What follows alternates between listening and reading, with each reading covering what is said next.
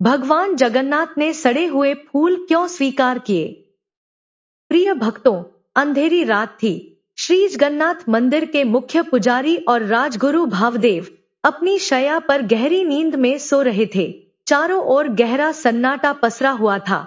तभी अचानक कमरे का वातावरण बदलने लगा। हवा ठंडी हो गई, दीपों की लौ कांप उठी। ऐसा लग रहा था मानो कोई दिव्य शक्ति वहां उपस्थित हो। एक गंभीर और गूंजती हुई आवाज सुनाई दी, भावदेव, उठो। तुम्हारी आंखों में नींद है, लेकिन मेरा हृदय पीड़ा से जल रहा है। भावदेव बेचैनी से उठ बैठे। उनका शरीर पसीने से भीग चुका था। सामने देखा तो स्वयं भगवान जगन्नाथ अपने विराट दिव्य स्वरूप में खड़े थे। उनके साथ बड़े भाई बलभद्र और माता सुभद्रा भी विराजमान थे। भगवान का तेज पूरे कक्ष में फैल चुका था, लेकिन उनके मुख पर गहरा क्रोध साफ दिखाई दे रहा था। भावदेव कांपते हुए हाथ जोड़कर बोले, प्रभु, मुझसे ऐसी कौन सी भूल हो गई? मैंने कौन सा अपराध कर दिया? भगवान जगन्नाथ ने कठोर स्वर में कहा, भावदेव, तुम्हारी आंखों के सामने मेरे ही धाम में अधर्म हुआ है। मेरा परमप्रिय भक्त मनोहर दास मेरे द्वार पर अपमानित हुआ, भूखा प्यासा पड़ा रहा और तुम निश्चिंत होकर सोते रहे। भावदेव के पैरों तले जमीन खिसक गई। प्रभु, मनोहर दास कौन है? मैं किसी मनोहर दास को नहीं जानता। आखिर उसके साथ क्या हुआ? भगवान बोले, तुम्हारे घमंडी पुजारियों ने उसे धक्के देकर मंदिर से बाहर निकाल दिया। उसकी भेंट ठुकरा दी। जिन फूलों को मैंने स्वयं उसके लिए स्वीकार किया था, उन्हें कूड़े की तरह फेंक दिया। मेरे भक्त को दिया गया हर अपमान सीधे मेरे हृदय तक पहुंचा है। इसके बाद भगवान ने आदेश दिया, अभी जाओ, मनोहर दास को पूरे सम्मान के साथ मेरे गर्भगृह में लेकर आओ। उसकी वही भेंट और वही मुरझाए हुए फूल मेरे चरणों में अर्पित करो। यदि सूर्योदय से पहले मेरा भक्त मेरे सामने नहीं पहुंचा, तो पूरी का अगला सवेरा शुभ नहीं होगा। इतना कहकर भगवान अंतर्ध्यान हो गए। भावदेव की आंख खुल गई। वह घबराकर उठ बैठे। उनकी सांसें तेज चल रही थी। पूरा शरीर कांप रहा था और माथा ठंडे पसीने से भीग चुका था। हे महाप्रभु, यह कैसा संकेत है? यदि आपकी आज्ञा पूरी न हुई तो अनर्थ हो जाएगा। उन्होंने तुरंत सेवकों को बुलाया। सब लोग जागो, मशालें जलाओ, मंदिर का कोना कोना छान मारो। मनोहर दास को हर हाल में ढूंढकर मेरे सामने लाओ। यह किसी साधारण व्यक्ति की खोज नहीं थी। यह उस भक्त की तलाश थी जिसके सम्मान के लिए स्वयं भगवान जगन्नाथ क्रोधित हो उठे थे। लेकिन सबसे बड़ा प्रश्न अब भी यही था, आखिर वह मनोहर दास कौन था? उसकी भेंट में ऐसा क्या था जिसके लिए स्वयं भगवान जगन्नाथ पूरी नगरी को चेतावनी दे रहे थे? मित्रों, अब शुरू हुई उस भक्त की तलाश। राजगुरु भावदेव स्वयं सबसे आगे चल रहे थे। हर धर्मशाला देखो, हर गली देखो, मंदिर का कोई भी कोना छूटना नहीं चाहिए। एक सेवक ने पूछा, राजगुरु, हम किसे खोज रहे हैं? वह साधु दिखता कैसा है? भावदेव ने कहा, मैं उसका चेहरा नहीं जानता। महाप्रभु ने केवल उसका नाम बताया है, मनोहर दास। आज मंदिर आने वाले हर साधु की जानकारी लाओ और सिंहद्वार पर पहरा देने वाले पुजारियों को तुरंत बुलाओ। कुछ ही देर में दोनों पुजारी उनके सामने खड़े थे। उनके चेहरे पर घबराहट साफ दिखाई दे रही थी। भावदेव ने कठोर स्वर में पूछा, सच बताओ, आज सिंहद्वार पर क्या हुआ था? दोनों पुजारी पहले चुप रहे, लेकिन जब भावदेव ने बताया कि स्वयं महाप्रभु उनके स्वप्न में आए थे, तो उनके चेहरे का रंग उड़ गया। कांपती आवाज में एक पुजारी बोला, राजगुरु, आज एक वृद्ध साधु आया था। उसका नाम मनोहर दास था। उसके कपड़े मैले थे। हाथ में एक पुराना गमछा था जिसमें कुछ मुरझाए हुए फूल बंधे थे। हमें लगा कि ऐसी भेंट भगवान को अर्पित करने योग्य नहीं है।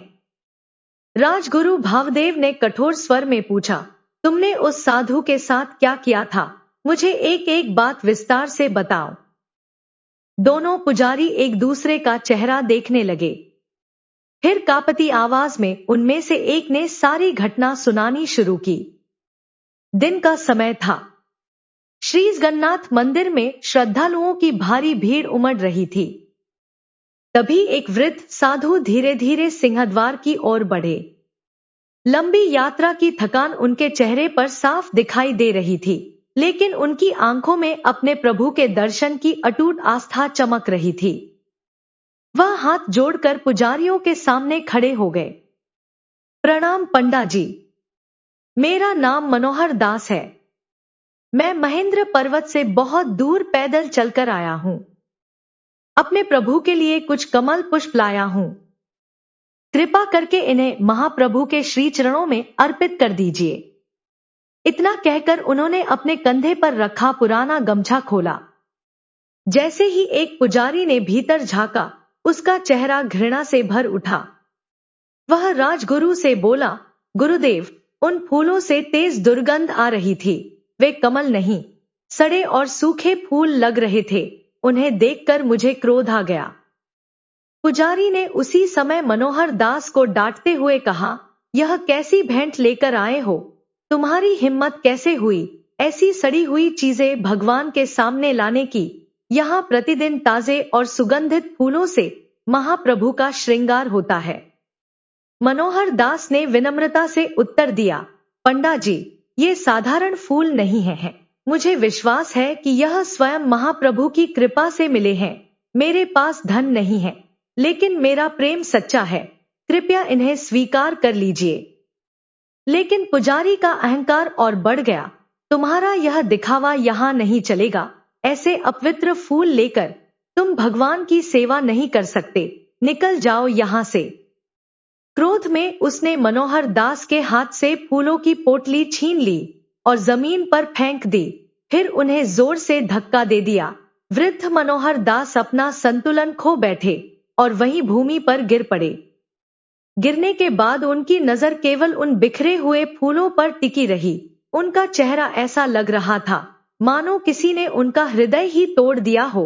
उन्हें अपने अपमान का दुख कम था, लेकिन इस बात की पीड़ा अधिक थी कि अपने प्रभु के लिए लाए गए फूलों का अनादर हुआ था। पूरी घटना सुनते ही राजगुरु भावदेव का चेहरा क्रोध और भय से भर उठा। उन्होंने गरजते हुए कहा, मूर्खों, तुमने किसी साधारण भक्त का नहीं, स्वयं महाप्रभु का अपमान किया है। जिन फूलों को तुमने तुच्छ समझा, उन्हें भगवान ने अपने प्रिय भक्त के लिए स्वीकार किया था। उन्होंने तुरंत पूछा, बताओ, मनोहर दास किस दिशा में गए थे? एक पुजारी ने कांपते हुए उत्तर दिया, राजगुरु, उन्हें बड़ा छाता मठ की ओर धक्का देकर भेज दिया था। शायद वहीं कहीं होंगे। यह सुनते ही भावदेव बिना एक क्षण गवाए उस दिशा में दौड़ पड़े। रास्ते में उन्होंने सेवकों को आदेश दिया, सभी लोग बड़ा छाता मठ की ओर चलो। ध्यान रहे, उन फूलों को कोई अपवित्र समझकर हाथ न लगाए। उनकी हर पंखुड़ी श्रद्धा से उठाई जाएगी। अब वे महाप्रभु की अमूल्य भेंट है। मशालों की रोशनी में सेवक और पुजारी पूरे क्षेत्र में मनोहर दास को खोजने लगे। तभी राजगुरु की नजर अंधेरे में पड़ी एक आकृति पर गई। वे दौड़कर वहां पहुंचे। वृद्ध मनोहर दास भूमि पर अचेत पड़े थे। उनका शरीर ठंडा पड़ चुका था और उनके चारों ओर वही सूखे और मुरझाए हुए फूल बिखरे हुए थे।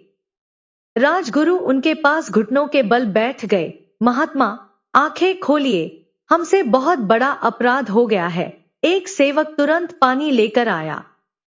भावदेव ने उनके चेहरे पर पानी के छींटे मारे। कुछ ही क्षणों बाद मनोहर दास ने धीरे धीरे आंखें खोली।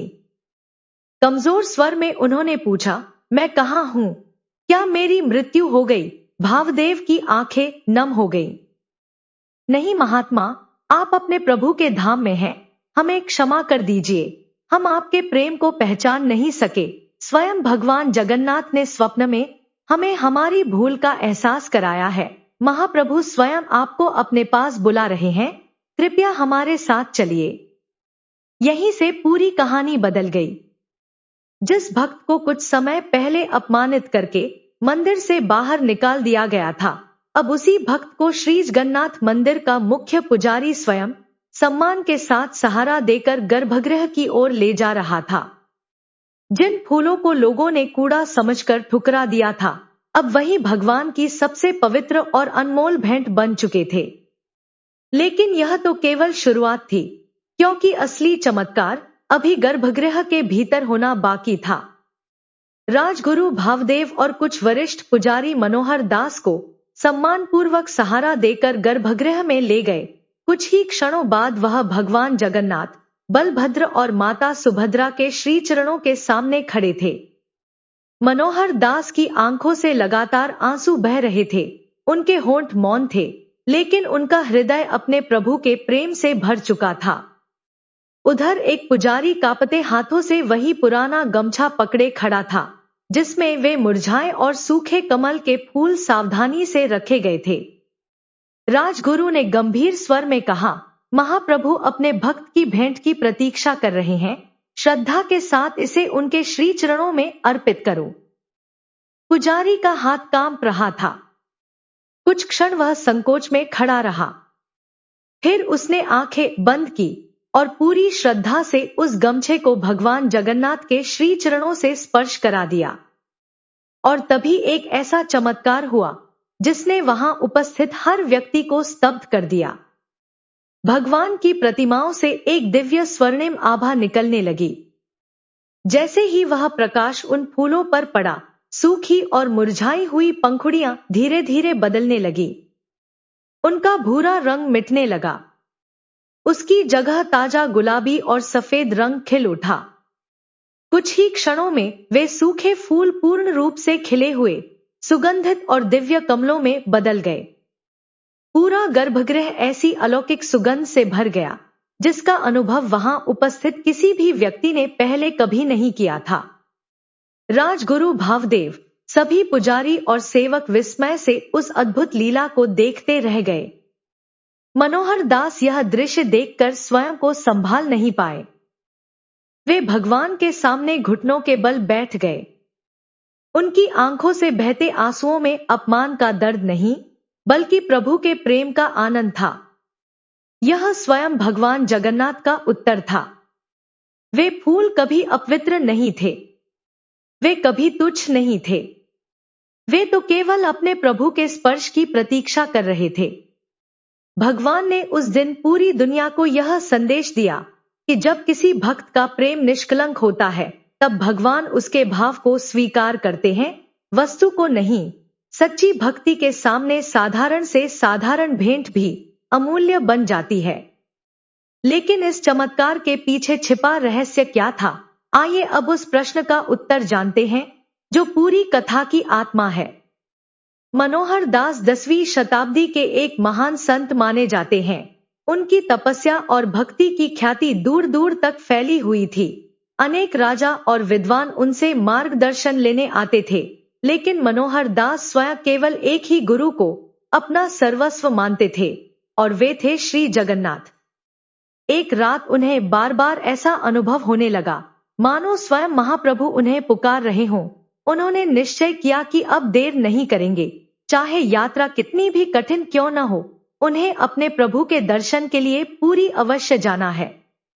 कई दिनों की कठिन पदयात्रा के बाद एक दोपहर उन्हें तेज प्यास लगी।